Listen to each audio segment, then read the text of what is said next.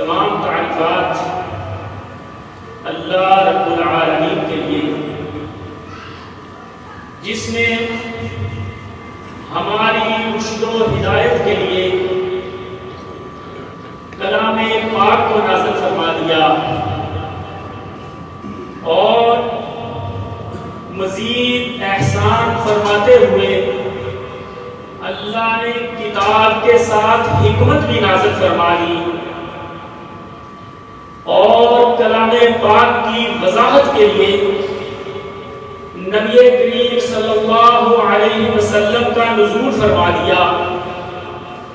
پھر نبی کریم صلی اللہ علیہ وسلم نے قرآن مجید کی وہ چیزیں جن کو اہل لغت بھی نہ سمجھ پائے، جن کو عربی زبان کے ماہرین بھی نہ سمجھ پائے، ان کی وضاحت فرما دی اور ایک ذخیرہ حدیث کی صورت میں ہم تک پہنچا دیا۔ درود و سلام ہوں امام الانبیاء پر، جنہوں نے اللہ رب العزت کی لگائی ہوئی اس ڈیوٹی کو من وعن نبھاتے ہوئے ہم تک وہ چیزیں وہ علم پہنچا دیے جو اللہ رب العزت نے قرآن مجید میں یا قرآن مجید کے علاوہ نبی کریم صلی اللہ علیہ وسلم کو وحی کے ذریعے بتائے تھے۔ اور پھر نبی کریم صلی اللہ علیہ وسلم نے صحابہ کی ایک جماعت کو گواہ بنا کر، ایک جمع وفیر کو اس بات کا گواہ بنا کر ان سے پوچھا، اے میرے صحابہ، کیا میں نے دین ویسے نہیں تم تک پہنچا دیا جیسے جیسے میرے اوپر نازل ہوا تھا؟ تو صحابہ نے نبی کریم صلی اللہ علیہ وسلم کی بات پر بیک زبان ہو کر گواہی دی کہ اے اللہ کے رسول، الیوم اکملت لکم دینکم واتممت علیکم نعمتی ورضیت لکم الاسلام دینا کی عملی تفسیر آپ ہیں۔ ہم اس بات کی گواہی دیتے ہیں کہ آپ نے ہر چیز ویسے ہم تک پہنچا دی جیسے جیسے آپ پر نازل ہوئی تھی۔ تو نبی کریم صلی اللہ علیہ وسلم نے اللہ کو کہا، اے اللہ، گواہ ہو جاؤ، میرے صحابہ میری گواہی دے رہے ہیں کہ میں نے دین کو ویسے ہی لوگوں تک پہنچایا جیسے میرے اوپر نازل ہوا تھا۔ اللہ راضی ہو صحابہ سے جنہوں نے نبی کریم صلی اللہ علیہ وسلم سے وہ دین سیکھا اور ہم تک قرآن کو بھی من وعن پہنچایا اور حدیث کے ایک ذخیرے کو بھی ہم تک ایسے پہنچایا کہ دنیا حیران ہے کہ یہ کیسا دین ہے جو اتنے سال گزرنے کے باوجود بھی ویسے کا ویسا ہی لوگوں کے پاس موجود ہے۔ افسوس کی بات یہ ہے کہ ہم نے اللہ کو تو مان لیا، اللہ کی کلام کو تو مان لیا، اللہ کے رسول کو تو مان لیا، اللہ کے رسول کے اصحاب کو بھی مان لیا، لیکن آج ایک بہت بڑا فتنہ جو مسلمانوں میں نمودار ہے وہ ہے انکار حدیث کی صورت میں۔ میں تو یہاں تک کہتا ہوں کہ اللہ کے رسول کی ذات کو تو ہم نے مان لیا لیکن اللہ کے رسول کی بات کو نہ مانا، حالانکہ اللہ کے رسول کی ذات سے زیادہ اللہ کے رسول کی بات کی اہمیت ہے۔ ہاں آپ مجھ سے دلیل کا سوال کر سکتے ہیں کہ میں یہ بات کیسے کہہ رہا ہوں۔ میں یہ کہتا ہوں کہ اللہ کے رسول کی بات کو اللہ نے اپنی بات کہا ہے، جبکہ اللہ کے رسول کی ذات کو اپنی ذات نہیں کہا، بلکہ اللہ کے رسول کی ذات کو عین اللہ کی ذات ماننا یا دو جسم ایک جان ماننا یا اللہ کے رسول کو خدائی میں شریک ماننا یہ ایک کفریہ اور شرکیہ عقیدہ ہے، بلکہ اللہ کے رسول کی بات کو اللہ کی بات ماننا یہ مسلمانوں کا بالکل سنیوں کا سچا عقیدہ ہے، کیونکہ اللہ رب العزت نے فرمایا وَمَا يَنْطِقُ ينطق عن الهوى ان هو الا وحی یوحی، کہ میرا نبی وہ اپنی طرف سے بات نہیں کرتا، وہ جب بھی بولتا ہے وہ اللہ کی وحی پہنچاتا ہے۔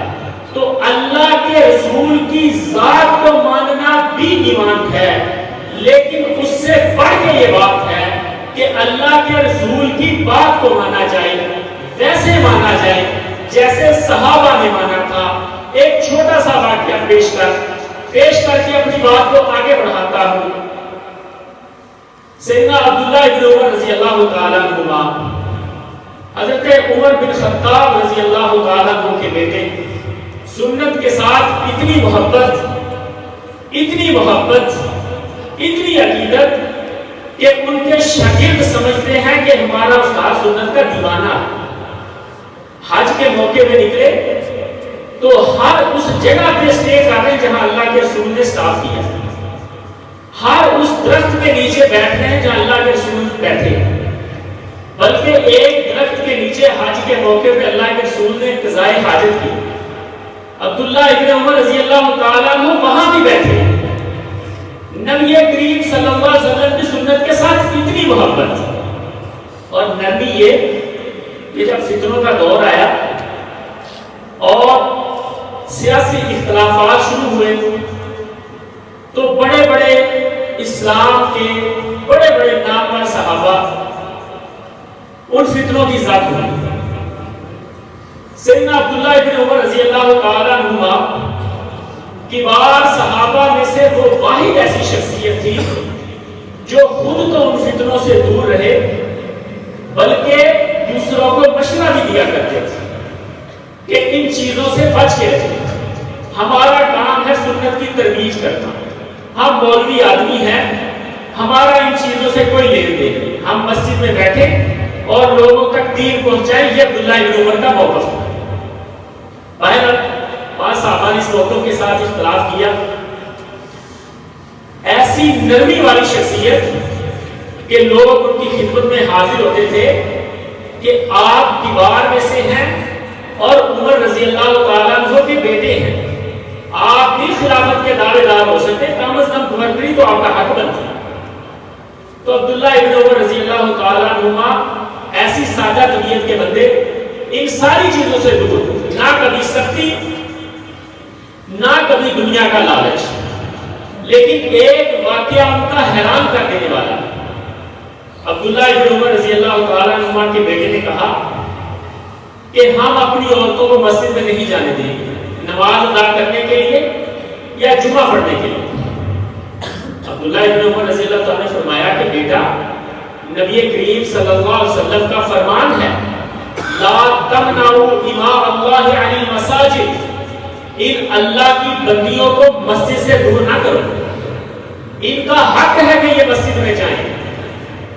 اللہ کی بندیوں کا لفظ یہاں بولا، عورتوں کا لفظ نہیں بولا۔ کیوں؟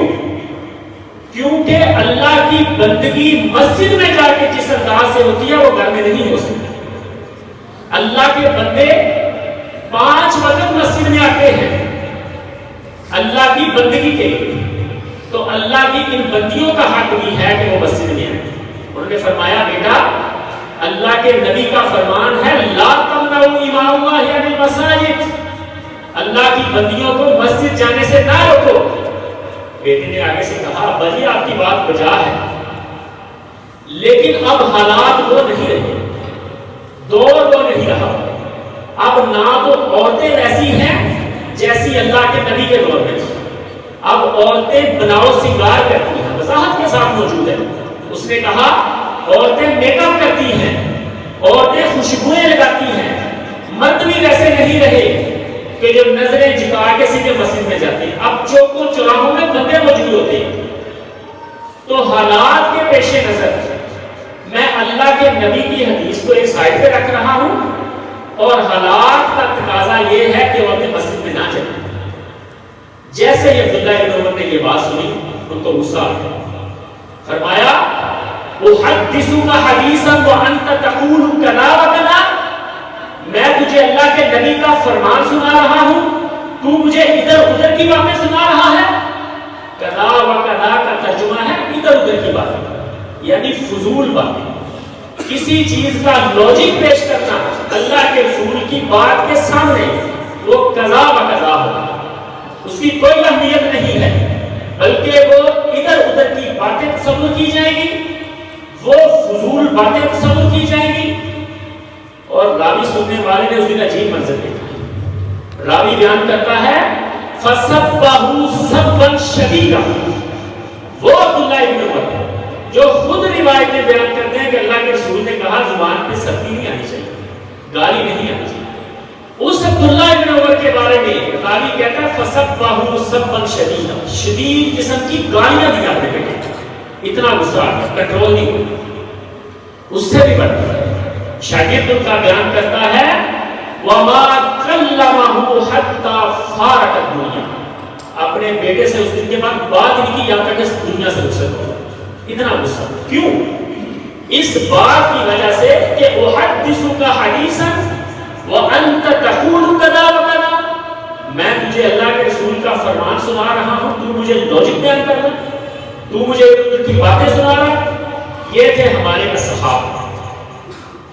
نبی کریم صلی اللہ علیہ وسلم نے خود بھی اپنی زبان سے وہ چیزیں بیان کی جو اللہ کی طرف سے حکم ہوا، حالانکہ اپنی بات کی اہمیت کو بیان کرنا اتنا آسان نہیں۔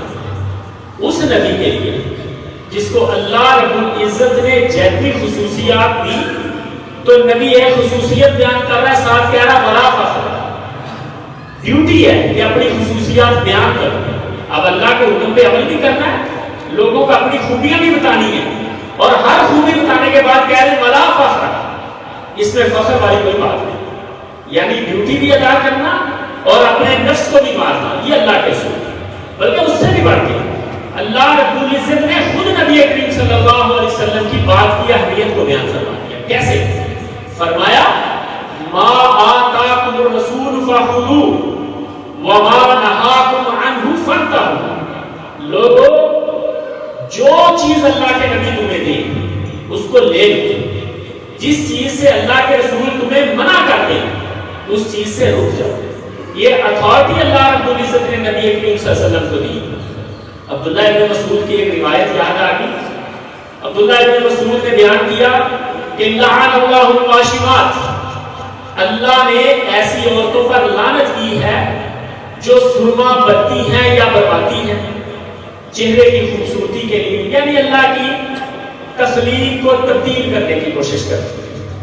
انہوں نے کہا یہ اللہ کا حکم ہے، اللہ نے لعنت کی ایسی عورتوں پر۔ ایک عورت کھڑی ہو گئی، اس نے کہا کہاں لعنت کی؟ میں نے تو پورا قرآن پڑھ دیا، قرآن مجید لے کے آ۔ اس نے کہا اس جلد سے لے کے دوسری جلد تک میں نے مکمل قرآن پڑھا ہے، کہاں اللہ نے کہاں لعنت کی ہے؟ مجھے تو نہیں ملا۔ تو عبداللہ ابن مسعود نے کہا اللہ کی بندی تو نے قرآن پڑھا ہی نہیں۔ اس نے کہا کیسے؟ فرمایا تو نے یہ آیت نہیں پڑھی ما آتاکم الرسول فخذوہ وما نہاکم عنہ فانتہوا، اللہ کے نبی جو تمہیں دے اس کو لے لو، جس چیز سے روکے اس چیز سے رک جاؤ۔ تو اللہ کے نبی نے لعنت کی، یعنی اللہ کے نبی کی بات بھی گویا اللہ کی بات ہے۔ کیوں؟ کیونکہ اللہ رب العزت فرماتے ہیں وَمَا يَنْطِقُ عَنِ الْهَوَىٰ إِنْ هُوَ إِلَّا وَحْيٌ يُوحَىٰ، اللہ کے نبی اپنی طرف سے بات کرتے ہی نہیں ہیں، وہ تب ہی بات کرتے ہیں جب اللہ رب العزت ان کو حکم دیتا ہے۔ ایک اور جگہ پہ اللہ رب العزت نے فرمایا فَلَا وَرَبِّكَ لَا يُؤْمِنُونَ حَتَّى يُحَكِّمُوكَ فِي مَا شَجَرَ بَيْنَهُمْ ثُمَّ لَا يَجِدُوا فِي أَنفُسِهِمْ حَرَجًا مِّمَّا قَضَيْتَ وَيُسَلِّمُوا تَسْلِيمًا۔ اے نبی تمہارے رب کی قسم، صرف کلمہ پڑھنے سے یہ مومن نہیں ہو سکتے، اللہ نے اپنی ذات کی قسم اٹھا کے یہ بات کہی، صرف کلمہ پڑھنے سے یہ مومن نہیں ہو سکتے۔ مومن کیسے ہوں گے؟ حَتَّى يُحَكِّمُوكَ فِي مَا شَجَرَ بَيْنَهُمْ، مومن تب ہوں گے جب اللہ کے نبی کی بات کو اپنی بات پر اہمیت دیں، جب اللہ کے نبی کو فیصل مانیں گے۔ جو بھی کوئی اختلاف آئے گا اس اختلاف کا حل ایک ہی ہوگا، کہ اس مسئلے میں اللہ کے نبی کیا فرماتے ہیں۔ آج کے دور میں یہ سمجھ لیں کہ جب بھی کوئی مسئلہ، کوئی اختلاف، کوئی بات ہو تو اس کا حل حدیث رسول سے کہ اللہ کے نبی نے کیا فرمایا ہے۔ سیدنا ابو بکر صدیق رضی اللہ تعالیٰ عنہ کے بارے میں یہ بات بڑی معروف ہے۔ وہ کہتے میں جب بھی میں نے فیصلہ کرنا ہوتا ہے تو میں کلام الہی کو دیکھتا ہوں، قرآن مجید کو دیکھتا ہوں۔ جب قرآن مجید میں اس کا حل پا لیتا ہوں تو میں اس کے مطابق فیصلہ کرتا ہوں۔ اگر قرآن مجید میں مجھے اس کا حل نہیں ملتا تو میں رسول اللہ صلی اللہ علیہ وسلم کی احادیث کو دیکھتا ہوں، اور جب مجھے اس مسئلے میں نبی کریم صلی اللہ علیہ وسلم کا فرمان مل جاتا ہے تو میرا فیصلہ اسی کے مطابق ہے۔ اگر کسی مسئلے میں ان کو نہ قرآن مجید کی کوئی نص ملے، نہ نبی کریم صلی اللہ علیہ وسلم کا کوئی فرمان ملے، تو پھر سیدنا ابو بکر رضی اللہ تعالیٰ عنہ کا عمل یہ تھا، وہ خود بازار میں نکل جاتے تھے، وہ لوگوں کے پاس جا کے پوچھتے تھے، وہ کبار صحابہ سے مشورہ کرتے تھے کہ میرے پاس یہ کیس آ گیا، آپ مجھے مشورہ دو، میں اس کے بارے میں کیا فیصلہ کروں۔ تو سیدنا ابو بکر رضی اللہ تعالیٰ عنہ کو جیسے مشورہ ملتا تو پھر صحابہ اس مشورے کے مطابق فیصلہ کرتے۔ اور آپ کو یاد ہوگا کہ جب نبی کریم صلی اللہ علیہ وسلم کی وفات کے بعد سب سے پہلا اختلاف ہوا کہ نبی کریم صلی اللہ علیہ وسلم کا جانشین کون بنے گا، خلیفہ کون بنے گا۔ تو انصار سقیفہ بنی ساعدہ کے اندر عروج پر جا رہی تھی، ان کی مجلس عروج پر جا رہی تھی، ان کی محفل۔ لاجک تھا کہ ہم مدینہ کے رہنے والے، ہم حکومت کے حقدار، نبی کریم صلی اللہ علیہ وسلم مدینہ میں آئے، ہم نے سب کچھ قربان کر دیا، ہم نے مال و متاع قربان کر دیا، ہم نے اپنی حکومت قربان کر دی، ہم نے اپنی سرداری قربان کر دی، لیکن اب اللہ کے رسول اللہ کے پاس سے آ چکے، اب تو حق ہمارا ہی بنتا ہے نا، ہماری سرزمین کہ ہمارا کوئی امیر ہو۔ اس لاجک کے ساتھ وہ بیٹھے ہوئے مسجد نبوی میں سیدنا ابو بکر کے پاس کوئی شخص آتا ہے، سیدنا عمر کے پاس آ کے کہتا ہے کہ یہ مسئلہ ہے۔ سیدنا عمر حضرت ابو بکر کے پاس آتے ہیں، ان کو کہتے ہیں کہ انصار سقیفہ بنی ساعدہ میں جمع ہوئے ہیں، یہ مسئلہ ہے، تو آئے ان کے پاس چلے تاکہ عمر کو کوئی اختلاف پیدا ہو۔ یہ بات ذہن میں رکھیں، صحابہ کو کوئی لالچ نہیں تھا کہ کوئی انصاری امیر بنے یا کوئی مہاجر امیر بنے، نہ انہوں نے جائیدادیں بنانی تھی، نہ ان کو حکومت کا لالچ تھا، مقصد صرف ایک تھا کہ اسلام کسی فتنے سے بچ جائے، اسلام اپنی اصل حالت میں قائم رہے۔ سیدنا عمر رضی اللہ تعالیٰ عنہ سیدنا ابو بکر کے ساتھ جا رہے ہیں، اور حضرت عمر رضی اللہ تعالیٰ عنہ فرماتے ہیں میں راستے میں اپنی سپیچ تیار کر رہا ہوں اپنے ذہن میں کہ میں جا کے کیسے کیسے بولوں گا، کیا بات کروں گا اپنے ساتھ۔ خیر ہم پہنچے، انہوں نے ہمارا خیر مقدم کیا، حضرت ابو بکر کا استقبال کیا، ان کو بٹھایا۔ سیدنا عمر کہتے ہیں میں کھڑا ہونے لگا بولنے کے لیے، حضرت ابو بکر نے میرے کندھے پہ ہاتھ رکھ دیا، بیٹھ جاؤ، میں ادھر ہی بیٹھ گیا۔ سیدنا ابو بکر رضی اللہ تعالیٰ عنہ کے پاس پہلا فیصلہ لیا، پہلا جھگڑا کہ امیر کون ہو، اور انصار یہاں تک پہنچ چکے تھے کہ انہوں نے امیر نامزد بھی کر دیا انصاری میں سے۔ سیدنا ابو بکر رضی اللہ تعالیٰ عنہ کھڑے ہوئے، ایسا آواز کیا، حضرت عمر فرماتے ہیں کہ میں حیران ہو گیا اور میں نے اسی میں عافیت سمجھی کہ میں کھڑا نہیں ہوں، اور جو جو باتیں میں سوچی تھی میں نے، سیدنا ابو بکر رضی اللہ تعالیٰ نے وہی باتیں۔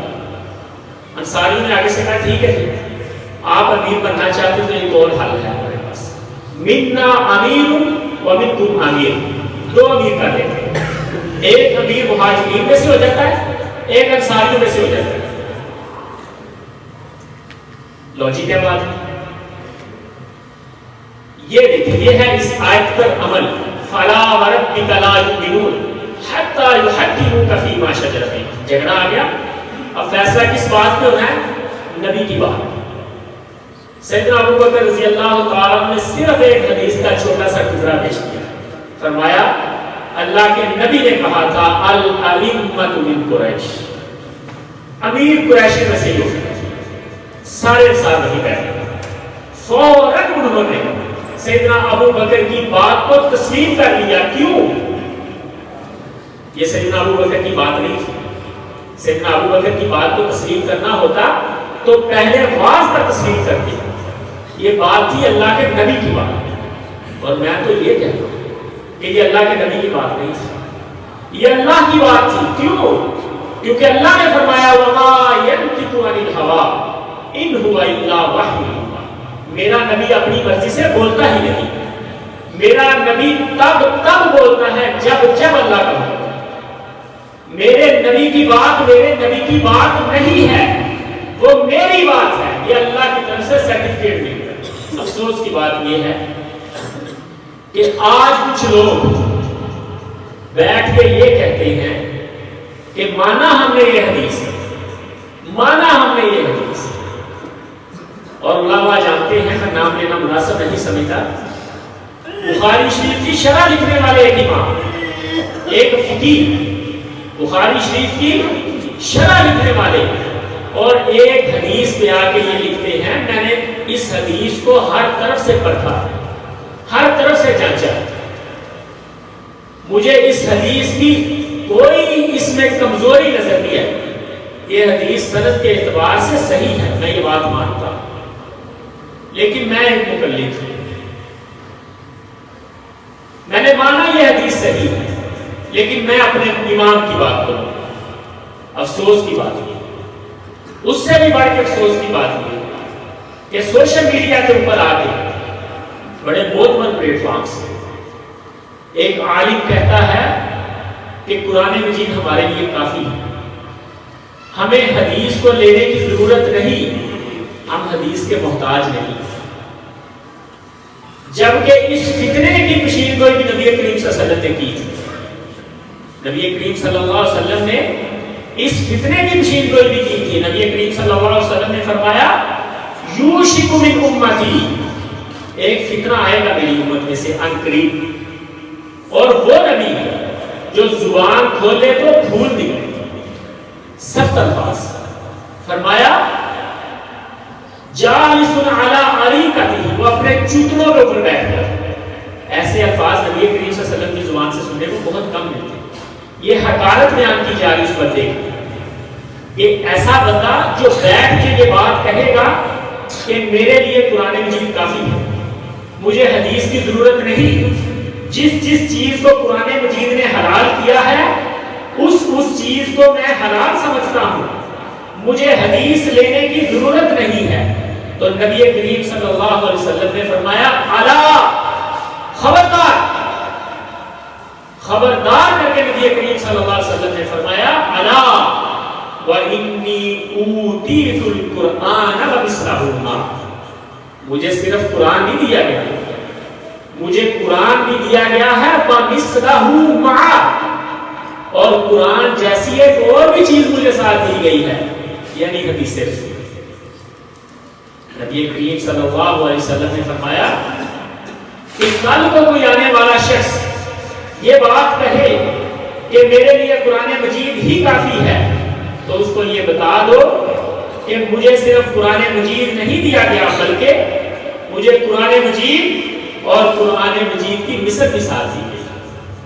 اور امام ابن حزم رحمہ اللہ فرماتے ہیں کہ یہ جو لوگ دعویٰ کرتے ہیں کہ ہمارے لیے قرآن مجید کافی ہے، ان سے ذرا پوچھو تو صحیح قرآن مجید کس صورت میں آیا ہے کہ ظہر کی 4 رکعت، قرآن مجید کے کس پارے میں موجود ہے کہ 5 نمازیں اس ترتیب سے پڑھی جائیں، قرآن مجید کی کس صورت میں یہ آیا ہے کہ اتنے جانوروں میں زکات دی جائے؟ یعنی آپ قرآن کو سمجھ ہی نہیں سکتے بغیر حدیث سے۔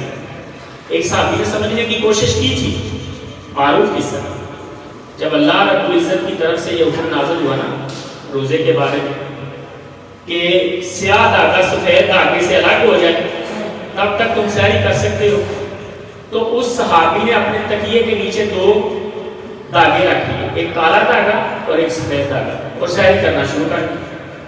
اب کب سورج کی روشنی نکلے اور سفید دھاگے اور سیاہ دھاگے کا پتہ چلے، لائٹیں تو ہے نہیں.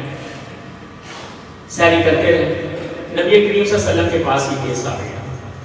اب آپ اس بات پر غور کریں، وہ اہل لغت تھے، عربی زبان کو بڑے اچھے طریقے سے سمجھنے والے. ہم تو عربی زبان کو جانتے نہیں، اگر سیکھ بھی لیں تو ہم اس فصاحت و بلاغت تک نہیں پہنچ سکتے جس تک عربی زبان، عربی گھرانے میں پیدا ہونے والا بچہ پہنچ سکتا ہے. اب صحابی نے دو تکیے کے نیچے دو دھاگے رکھے. نبی کریم صلی اللہ علیہ وسلم نے فرمایا اللہ کے بندے، یہ مطلب نہیں تھا اس آیت کا، اس کا مطلب تھا سیاہ دھاگے سے مراد ہے رات، سفید دھاگے سے مراد ہے دن، کہ جب دن اور رات کا پتہ چلنا شروع ہو جائے گا، اب رات ختم ہو رہی ہے، دن طلوع ہو رہا ہے. یہ مطلب تھا اس کا. یعنی بغیر نبی کریم صلی اللہ علیہ وسلم کی وضاحت کے آپ اللہ رب العزت کے کلام کو بھی نہیں سمجھ سکتے. اور اللہ رب العزت نے فرمایا وَمَا كَانَ لِمُؤْمِنٍ وَلَا مُؤْمِنَةٍ إِذَا قَضَى اللَّهُ وَرَسُولُهُ أَمْرًا أَن يَكُونَ لَهُمُ الْخِيَرَةُ مِنْ أَمْرِهِمْ. کسی مومن مرد یا مومن عورت کے لیے لائق نہیں ہے کہ اللہ اور اس کے رسول کا فیصلہ آ جائے. صرف قضى اللہ نہیں کہا، اللہ کا فیصلہ کہاں ہے؟ قرآن مجید میں. اور اللہ کے رسول کا فیصلہ آئے گا حدیث میں. نبی کریم صلی اللہ علیہ وسلم نے فرمایا کسی مومن کے لیے لائق نہیں ہے کہ اللہ اور اللہ کے رسول کا فیصلہ آ جائے اور اس کے بعد بھی تو کوئی نیا آپشن نہیں. اس کے بعد آپشن ختم ہے ہمارے لیے. جب اللہ اور اللہ کے رسول کا فیصلہ آ گیا. سیدنا ابو بکر رضی اللہ تعالیٰ عنہ کے دور میں ایک عورت آئی اور کہنے لگی کہ میں دادی، میرا پوتا فوت ہو گیا، آپ مجھے بتائیں اس کی وراثت میں سے میرے حصے میں کیا آئے گا. سیدنا ابو بکر رضی اللہ تعالیٰ عنہ نے غور و فکر کیا اور غور و فکر کر کے کہنے لگے کہ تمہارے حصے میں تو بھی کچھ نہیں آئے گا پوتے کی وراثت میں. اب قرآن مجید میں وراثت بڑی واضح طریقے سے لکھی ہوئی. سیدنا ابو بکر نے قرآن دیکھا اور دیکھ کے کہہ دیا کہ تمہارے حصے میں کچھ نہیں آئے گا. لیکن مغیرہ بن شعبہ رضی اللہ تعالیٰ عنہ انہوں نے فرمایا آپ نے صحیح فیصلہ نہیں کیا، بلکہ میں گواہ ہوں اس بات کا کہ نبی کریم صلی اللہ علیہ وسلم کے پاس بھی ایک دادی آئی تھی پوتے کی وراثت میں سے حصہ لینے کے لیے، پوتا فوت ہو گیا تھا. تو نبی کریم صلی اللہ علیہ وسلم نے اسے چھٹا حصہ دیا. تو سیدنا ابو بکر رضی اللہ تعالیٰ عنہ نے فوراً رجوع فرمایا اور فوراً رجوع فرما کے سیدنا ابو بکر نے فرمایا کہ میں اللہ کے رسول کی بات میں سے کوئی بات جس دن میں نے چھوڑ دی میں اسی دن ضائع ہوں. میں اللہ کے رسول کی بات میں سے کسی بات کو نہیں چھوڑوں گا. اور سیدنا عمر رضی اللہ تعالیٰ عنہ جن کے جاہ و جلال سے امت واقف ہے بڑے اچھے طریقے سے، سیدنا عمر رضی اللہ تعالیٰ عنہ کے پاس بھی جب بھی کوئی فیصلہ آتا تو سیدنا عمر رضی اللہ تعالیٰ عنہ نبی کریم صلی اللہ علیہ وسلم کی بات کے مطابق فیصلہ کرتا. ایک دن حسان بن ثابت رضی اللہ تعالیٰ عنہ مسجد میں شعر پڑھ رہے تھے. عبداللہ ابن عمر رضی اللہ، سیدنا عمر رضی اللہ عنہ نے غصے کے ساتھ دیکھا. حسان بن ثابت رضی اللہ تعالیٰ عنہ ڈر گئے، ان کو پتا تھا سیدنا عمر کا غصہ. سیدنا عمر نے کہا مسجد میں شعر کیوں پڑھ رہے ہو؟ مسجد میں شعر نہیں پڑھے جائے. حسان بن ثابت نے آگے سے کہا، ان کو پتا تھا ایک ہی بات ہے جس پہ جا کے عمر کی بریک لگی. انہوں نے فرمایا میں اسی مسجد میں شعر پڑھتا تھا اور اللہ کے رسول موجود ہوتے تھے. جب اللہ کے رسول نے مجھے نہیں روکا تو آپ کو مجھے روکا. سیدنا عمر رضی اللہ تعالیٰ عنہ اسی وقت خاموش ہو. ایسے ہی حضرت عثمان رضی اللہ تعالیٰ ان کے سارے فیصلے نبی کریم صلی اللہ علیہ وسلم کی حدیث کے مطابق ہوا کرتے تھے. اور حضرت علی رضی اللہ تعالیٰ عنہ سیدنا علی کے بارے میں جب کچھ لوگوں نے غلو کیا نا، سیدنا علی کی شان کو بڑھایا اور یہ نبی کریم صلی اللہ علیہ وسلم کی طرف سے پشین گوئی کی حضرت علی. نبی کریم صلی اللہ علیہ وسلم نے فرمایا علی عیسیٰ علیہ السلام کے سلسلے میں جیسے دو قسم کے لوگ گمراہ ہوئے تمہارے سلسلے میں بھی. ایک تمہاری شان کو حد سے زیادہ بڑھانے والے، دوسرے تم سے بغض رکھنے والے. اب بغض رکھنے والے سیدنا علی کے سامنے نہیں آئے، لیکن شان کو بڑھانے والا ایک لوگ سیدنا علی کے پاس آ گیا. سیدنا علی رضی اللہ تعالیٰ عنہ نے ان کو سزا دی. سزا وہ دے دی جو شریعت میں جائز نہیں تھی، سیدنا علی رضی اللہ تعالیٰ نے ان کو جلا دیا، لوگوں کے سامنے مثال بنانے کی، تاکہ رہتی دنیا تک لوگوں کو یہ یاد رہے کہ سیدنا علی کی شان جس حد تک ہے اس حد تک ہی رہے۔ عبداللہ ابن عباس رضی اللہ تعالیٰ عنہ نے پیغام بھیجا جس میں انہوں نے حدیث بھیجی کہ نبی کریم صلی اللہ علیہ وسلم نے فرمایا کہ آگ کا عذاب اللہ کے علاوہ کسی کے لائق نہیں ہے کہ کوئی کسی کو دے۔ سیدنا علی رضی اللہ تعالیٰ نے فوراً معذرت کی اور انہوں نے فرمایا صدق ابن عباس، ابن عباس نے سچ بولا، یہ لوگ مرتد تھے، میرے پاس دلیل تھی، میرے پاس جواز تھا ان کو مارنے کا، لیکن مجھے مارنا ویسے چاہیے تھا جیسے اللہ کے رسول نے اجازت دی، جلانے والا عذاب مجھے نہیں دینا چاہیے۔ یہ تھے ہمارے اسلام، یعنی جہاں رسول اللہ صلی اللہ علیہ وسلم کی بات آ جاتی تھی وہاں اپنی بات کو بالکل چھوڑ دیتے تھے، وہ آخری نقطہ ہوتا تھا جہاں اللہ کے نبی کی بات آ گئی۔ کیوں؟ کیونکہ یہ چیز آپ آج ذہن میں بٹھا لیں، اللہ کے نبی کی بات اللہ کے نبی کی بات ہے، وہ اصل میں اللہ کی بات ہے، کیونکہ اللہ رب العزت نے فرمایا ہے وَمَا يَنْطِقُ عَنِ الْهَوَىٰ إِنْ هُوَ إِلَّا وَحْيٌ